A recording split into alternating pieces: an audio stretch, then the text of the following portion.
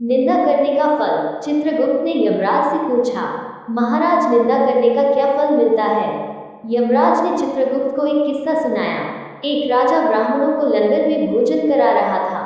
तब पंक्ति के अंत में बैठे एक ब्राह्मण को भोजन परोसते समय एक चील अपने पंजे में एक मुर्दा सांप लेकर राजा के ऊपर से गुजरी और उस मुर्दा सांप के मुख से कुछ बूंदें जहर की खाने में गिर गई। किसी को कुछ पता नहीं चला। फलस्वरूप वह ब्राह्मण जहरीला खाना खाते ही मर गया। अब जब राजा को सच का पता चला तो ब्रह्म हत्या होने से उसे बहुत दुख हुआ। मित्रों, ऐसे में अब ऊपर बैठे यमराज के लिए भी यह फैसला लेना मुश्किल हो गया कि इस पाप कर्म का फल किसके खाते में जाएगा।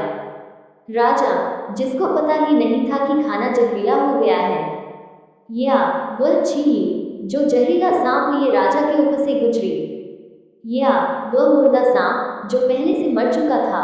दोस्तों, बहुत दिनों तक यह मामला यमराज की फाइल में अटका रहा। फिर कुछ समय बाद कुछ ब्राह्मण राजा से मिलने उस राज्य में आए और उन्होंने किसी महिला से महल का रास्ता पूछा। तो उस महिला ने महल का रास्ता तो बता दिया, पर रास्ता बताने के साथ साथ ब्राह्मणों से ये भी कह दिया कि देखो भाई, जरा ध्यान रखना, वह राजा आप जैसे ब्राह्मणों को खाने में जहर देकर मार देता है। बस मित्रों, जैसे ही उस महिला ने ये शब्द कहे उसी समय यमराज ने फैसला ले लिया कि उस ब्राह्मण की मृत्यु के पाप का फल इस महिला के खाते में जाएगा और इसे उस पाप का फल भुगतना होगा। यमराज के दूतों ने पूछा, प्रभु ऐसा क्यों, जबकि उस ब्राह्मण की हत्या में उस महिला की कोई भूमिका भी नहीं थी। तब यमराज ने कहा कि भाई देखो, जब कोई व्यक्ति पाप करता है तब उसे आनंद मिलता है, पर उस ब्राह्मण की हत्या से न तो राजा को आनंद मिला, न मरे हुए सांप को आनंद मिला और न ही उस चील को आनंद मिला।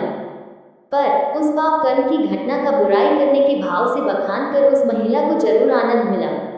इसलिए राजा के उस अनजाने पाप कर्म का फल अब इस महिला के खाते में जाएगा।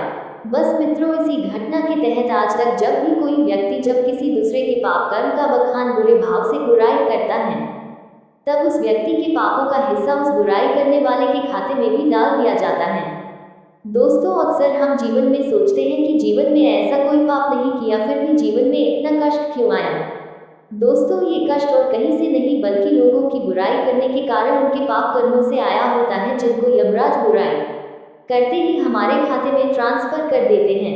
इसलिए दोस्तों, आज से ही संकल्प कर लो कि किसी के भी पाप कर्मों का बखान बुरे भाव से नहीं करना, यानी किसी की भी बुराई नहीं करनी है।